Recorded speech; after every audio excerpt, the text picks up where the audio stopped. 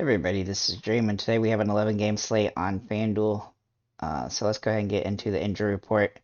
For injuries, for the Hornets, Rozier is doubtful. For the Magic, Cole Anthony and Suggs are both out. For the Celtics, Grant Williams is out. For the Raptors, Otto Porter is out. For the Spurs, Vassell and Primo are out. For the Jazz, Sexton and Kessler are questionable. For the Nuggets, Kentavious Caldwell-Pope and Porter Jr. are both questionable. And then for the Pelicans, Zion, CJ McCollum, Herb Jones, and Alvarado are all questionable. Ingram is out. Fernando is out for the Rockets. For the Trailblazers, Lillard is out. And for the Bulls, Levine is questionable. So obviously that's a lot of injuries today, but we'll have to take a look at, we'll have to see as the day goes through how that's going to affect the particular slate.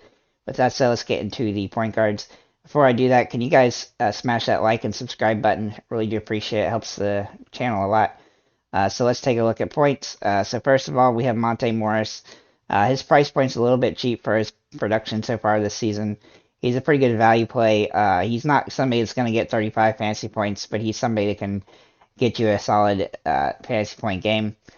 Trey Jones for San Antonio looks like he's in a really good spot today.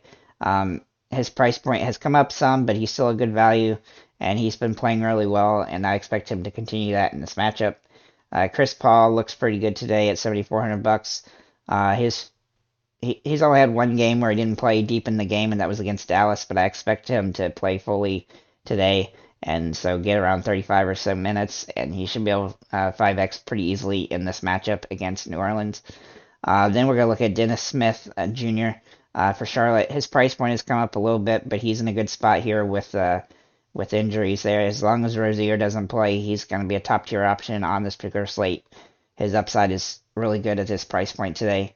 And then Trey Young, his price point has come up a little bit, but he's still a little bit too cheap for his potential in this particular matchup against Detroit.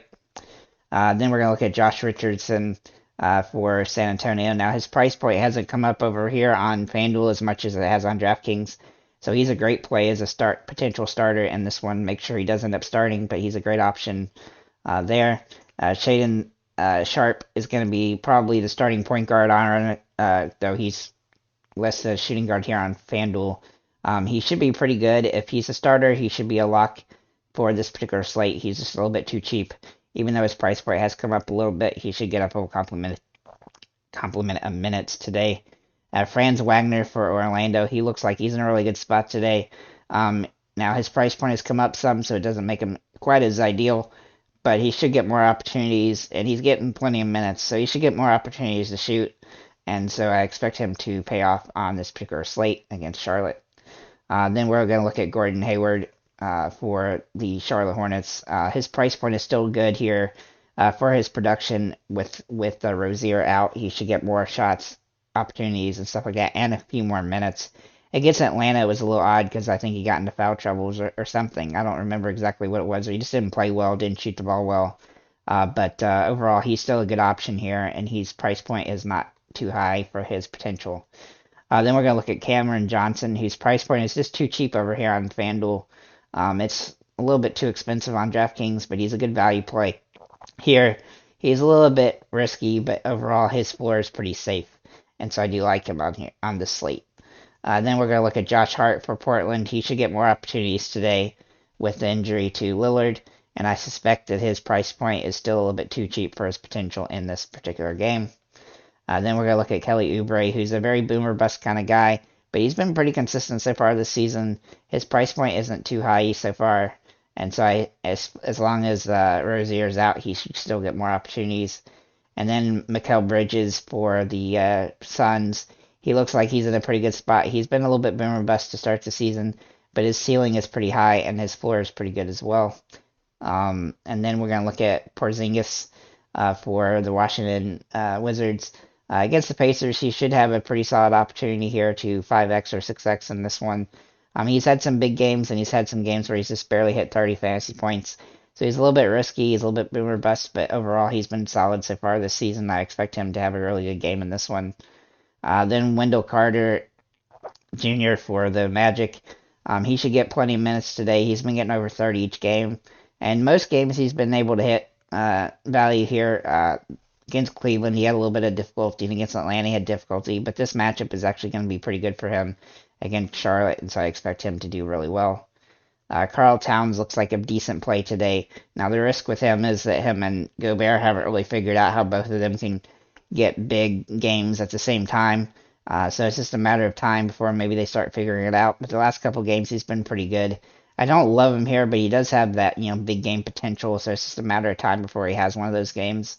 But I still think he's a little bit risky even though his price point has come down a lot. Aaron Gordon looks pretty good today for Denver. He's been pretty solid so far this season. Had one bad game. His floor is really low, but his ceiling is good. And so you have to, you do have to be concerned about the floor. But he's getting plenty of minutes, and I expect him to have a solid game in this one, especially if Porter Jr. is out again. Then we're going to look at centers, and we have Nurkic. He's one of my favorite plays on the slate. He should get more opportunity today. His price point has come up some, though, so you have to be aware of that, but he still should get more opportunity today against Houston. Then Podol for San Antonio. He's a good option offsetting Nurkic. He has been pretty solid so far this season. He's a little bit under-loved on fantasy, but overall he's a pretty solid production guy, and his floor is pretty high as a result of that. Then you look at Capella. Now he's been really good the last two games. His price point still really hasn't reflected his potential, and it's just a matter of time before he starts having bigger games. The only thing is he hasn't really been scoring a ton, so that's the risk really there. But as long as he can get some blocks and some rebounds, then he should be okay here. The price point is not ideal, but it's still pretty decent.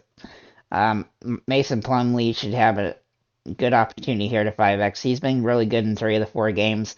The only real risk with him is that Nick Richards has been kind of clamping at his heels and playing quite a bit of minutes, and so he's not playing quite as many minutes as we'd like in some games. And he hasn't really gotten a double-double yet, but he does have that potential. And if he can stick over 30 minutes, he should be a great play on this particular slate. And then finally, DeAndre Ayton for the Suns. His price point still seems a little bit too low for his potential. This should be a game where he should be utilized a little bit more against the Pelicans. So I expect him to do that. Now, the only risk here is a blowout, especially if a lot of the Pelicans don't play. So we'll have to see how that goes. But overall, I think he's in a good spot here, and he should be able to score pretty well and get lots of rebounds in this one, especially with the Pelicans throwing up lots of threes and stuff. So with that said, thank you guys for liking, commenting, subscribing. If you have any comments or questions, feel free to leave them below, and have a nice day, guys.